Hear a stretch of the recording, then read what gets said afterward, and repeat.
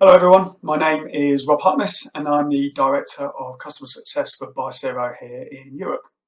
And in this webinar I'm going to show you why we need flexible software for dynamic assays to support digitalization initiatives and how at Biosero we have the tools available to support end-to-end integration. Now, to start, I want to cover what integration is, and in simple terms it's about allowing various independent components to work together with some form of benefit. Historically, integration or connectivity has significantly impacted our lives. Before the first industrial revolution, business was very regional as transporting goods was difficult. The increased use of rail suddenly allowed producers of goods to distribute their product on a much larger scale. A great example of this was in South Wales, where the Taff Valley Railway connected the Welsh coalfields with the seaport in Cardiff. It was only 30 miles long, but when built, it meant their coal could reach a much larger market. It became the coal centre of the world, increasing its output by over 3,000% over a 30-year period. And this happened because of connectivity. Integration and connectivity benefits all of us. Think of where we would be without the internet, which you're using right now. But integration can be complicated, especially systems integration. Technically, it normally requires teams of experts. And then there's the change management aspect, where even the best initiatives can be derailed by perceived issues. Things are changing though, and tools have appeared with a real focus on making integration simple. Take the home automation market. I'm sure many of you have at least one of these devices in your home, be that an Amazon Alexa, a Google smart speaker, lights, TV, and so on. These devices are great on their own, but the value of my Google speaker increases exponentially when I have the power to link to other devices or services. I use If This Then That, a web app with a real simple interface for this, and I have applets set up to alert me when my outdoor Nest camera spots someone outside approaching the house. And I have another one to turn off the lights in my children's bedrooms when I say, "Okay, Google, turn kids' lights off," as they always leave them on. Now, this type of software is called RPA, which stands for Robotic Process Automation. It's not a robot in the physical sense. Think of it more as a software agent that performs a set of actions based upon predefined rules triggered by some event. These are very useful when you automate the repetitive tasks that you do day in, day out that are prone to error. Now, the example I'm showing you here on screen shows the savings that can be achieved by using RPA to process and analyze inbound emails. Now, this process was taking 2 hours, but now takes 8 minutes. Combined with the fact that this process rarely makes mistakes, you have significant improvements, all made possible by integration. Now, digital transformations are happening everywhere and across all industries. Take RPA, heavily used in the banking sector, where we get the right result, decision or calculation every time. Complete audit trails, essential for compliance. We free up people for more value-added tasks, and we have the ability to instantly ramp up or down to deal with spikes in demand. These are all benefits that labs want too. Digitalization can really help with the reproducibility crisis that exists, addressing root issues such as scientists having to repeatedly input the same barcode manually into multiple systems as part of a single workflow.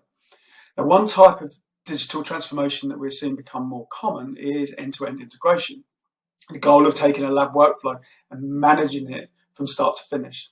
Now, whilst desirable, it doesn't necessarily mean each step is fully automated in a physical sense. People can still be involved, but the goal is that the data flows seamlessly from beginning to end.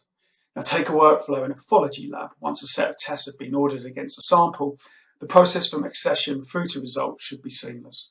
People may still be moving samples between steps in the process, but they're told what to do in a controlled manner.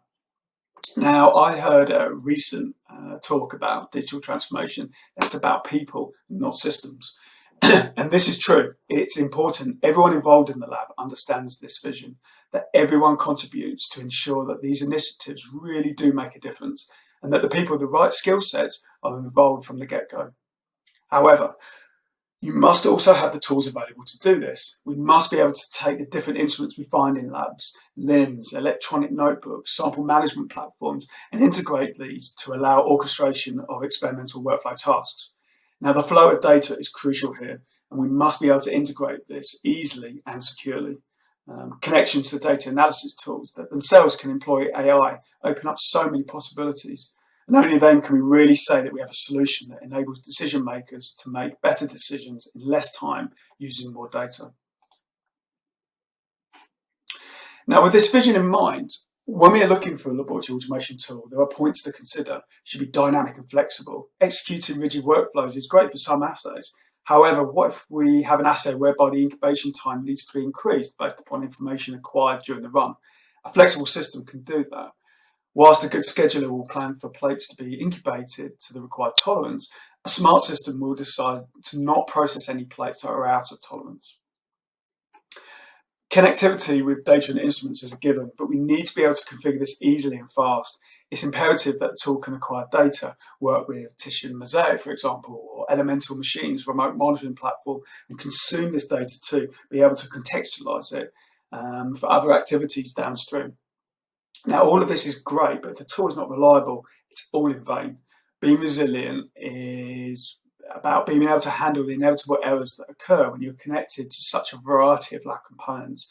The database connection that drops off every day around 10 AM for no apparent reason, causing a timeout. The clogged lines on the dispenser because the buffer you're using has precipitated. A resilient tool can handle these kind of things. Okay, so what I'm going to do now is go into Green Button Go, or GBG as we call it for short, and set up a dynamic assay. For this example, we'll first run process 1, as you can see on screen, that adds compounds to a test plate, incubates, and then performs an absorbance read. And we'll then run process 2, which is imaging the same test plate, but only if the results from the absorbance measurement within process 1 meet a certain threshold.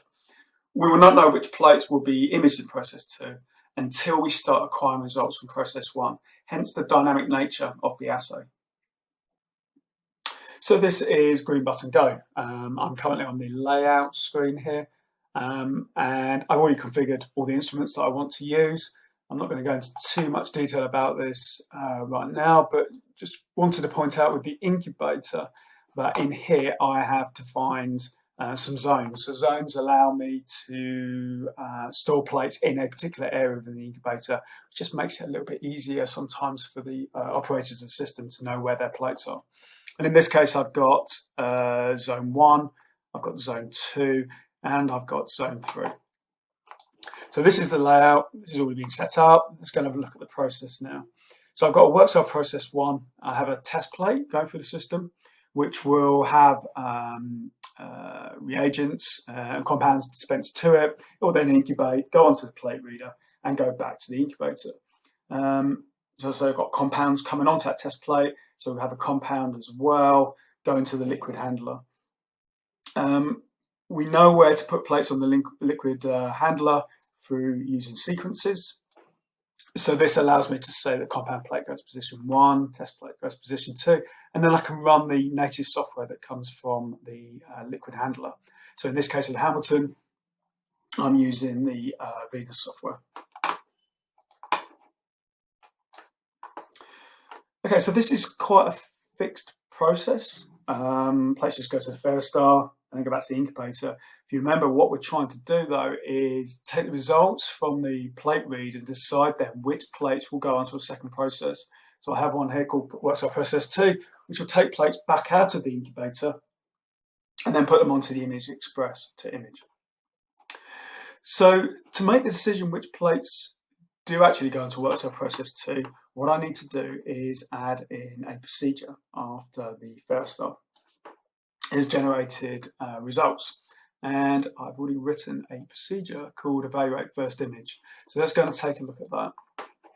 So this is where the advanced screens in Green Button Go, and this is where I can build up procedures. And what I have here is something which, when it runs, it will run this script, which will get the detect level. This is a GBG variable. And if that number is above 50, the plate will go to zone 2. And it's any plate that goes to zone 2 will then go onto that next process, which goes onto the Image Express reader. If the detection level is below 50, it will just simply go back into the incubator and remain there. That's it, it's done. So if we look at the script, I've just created a very kind of a mock-up here showing how I could call a web service somewhere to take the results from the Ferrostar and then just spit out a number, which is between 1 and 100, which goes into this GBG variable called detect level. Now this is the bit where it gets interesting, which allows us to integrate with other systems. There's no reason why we can't call a web service to any other piece of software that you may have. So from Dotmatics or Benchling or Gene Data Screener or Nine, we can pipe data to those services and allow them to process that, process the results to actually then decide how GBG should next proceed with processing the workflow. So, as I say, once the plate comes through here, we'll evaluate that and then decide where plates go back into the incubator before they're then run through work cell process 2. So that's about it. Before I finish, I want you to think back to the home automation example that I gave earlier. These out-of-the-box solutions are great on their own, but when you integrate and connect them up, their value grows exponentially. The lab is no different. Automation is already happening. A stacker feeding a plate washer right up to a large multi-arm screening platform. However, if moving data from upstream or downstream, interacting with your LIMS or ELN or analysing results still requires a great deal of effort, your lab is not running as efficiently as it could. And you should expect more, especially as the tools exist for end-to-end integration. Now, there are several providers in this space that can deliver end-to-end solutions, but I'm meant to show you that with Green Button Go, it's something you can do yourself.